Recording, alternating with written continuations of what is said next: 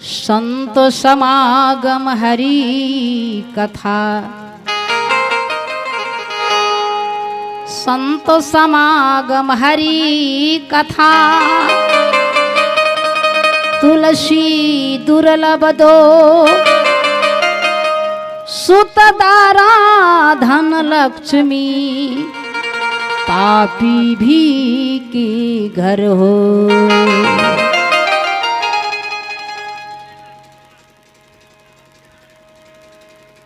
रामायण में लिखे हैं गोस्वामी जी, रामचरितमानस में संत समागम हरि कथा, तुलसी दुर्लभ दो सुत दारा धन लक्ष्मी, पापी भी के घर हो। ये तो सबके घर में है, माता है, पिता है, धन लक्ष्मी, पुत्र, लेकिन सदगुरु का कथा और राम का कथा सभी को पड़ा आंगन में गृही में नहीं होता है। जिस मानव का हर जन्मों से परम पिता परमेश्वर निर्गुण निराकार राम से सच्चा ही संबंध जुड़ा है, उन्हीं के प्रा आंगन में गृही में सदगुरु का कथा और राम का कथा होता ही रहता है सजनों।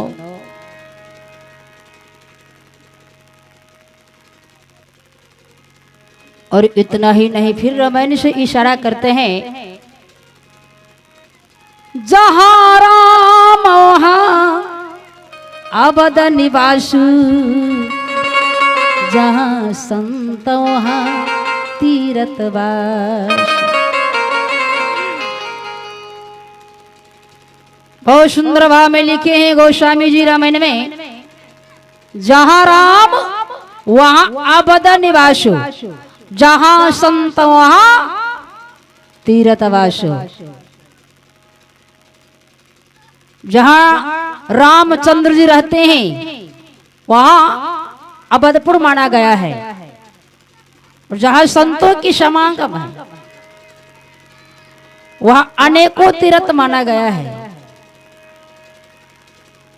लेकिन हमारे संत महापुरुषों ने इशारा करते हैं, अयोध्या धाम किसे कहा गया है? क्या?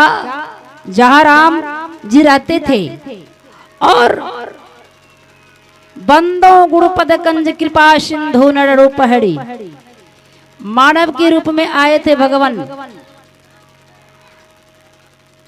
और लग रहा है मानव ही भगवान है।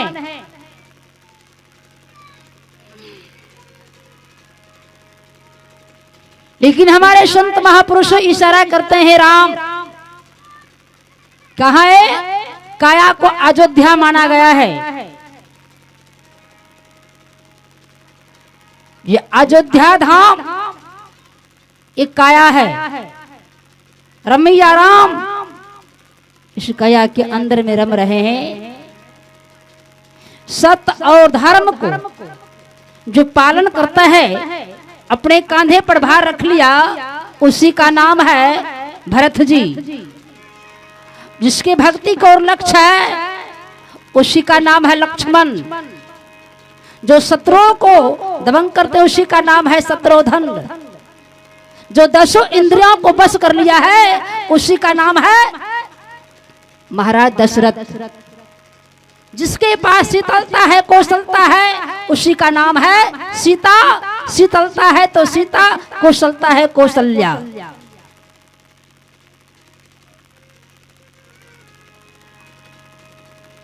दुनिया वालों ढूंढ रहे हैं मंदिर और मस्जिद में, काशी, हरिद्वार, मथुरा में, ना जाने अनेकों जगह जाते हैं। इसलिए फिर ने इशारा किया, तुलसी बाबा घट में है सुझत नहीं। क्या कहा? कहते हैं गोस्वामी जी, घट में है सुझत नहीं, ऐसो लायो जिंक तुलसी है संसार में, लगा है आंखों में मोतियाबिन। दुनिया वालों के आंख में मोतियाबिंद लगा हुआ है, जो अपने आप को नहीं पहचान करता है जो मैं कौन हूँ और हमें क्या करना चाहिए और क्या नहीं करना चाहिए। अपने आप को भूला गया है जो मैं मानव हूँ और मानवता धर्म क्या कहता है। अपने धर्म से मुकर गया है मानव। कैसे मानव है?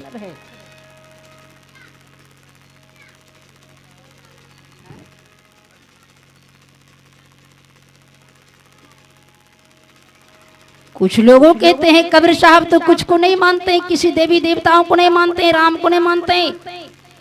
कबीर साहब तो सभी को मानते, सबको आदर करते, सभी को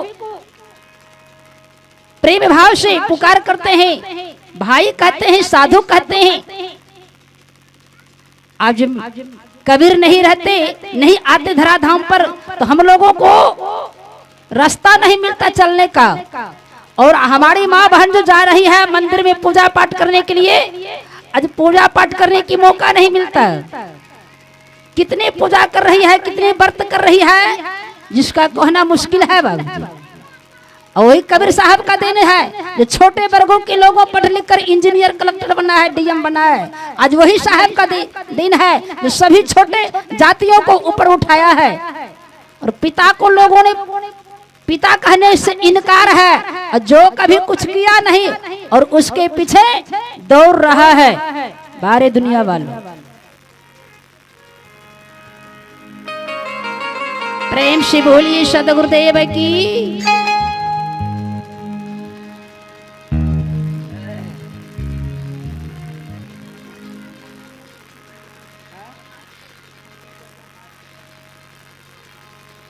कस्तूरी कुंडनी बसे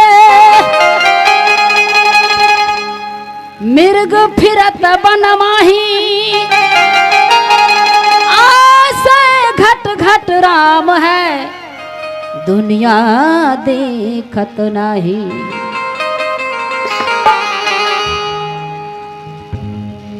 मिर्ग की नाभि में कस्तूरी बसते थे और जब वो चढ़ी करते थे ना तो मिर्ग की नाभि से बहुत सुंदर खुशबू आती थी कस्तूरियों से।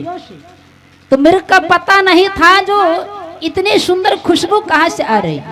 वो जंगल में ढूंढ रहा था, खोज रहे थे, लेकिन जंगल में रहता तब तो मिलता। कस्तूरी के अंदर में था, मिर्ग के अंदर में। जब गौर से देखा तो समझ में आया था मृगा को जो मेरे ही अंदर कस्तूरी है, कस्तूरी से बहुत सुंदर खुशबू आ रही है। ठीक उसी प्रकार मृग को तरह मानव के अंदर रमैया राम है।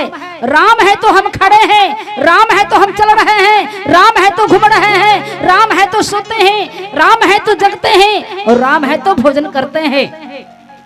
जिस समय ये राम आत्म राम निकल जाएगी इस काया से तो एक पल कोई रखने वाला, एक सेकंड कोई रखने वाला नहीं मिलेगा संसार में।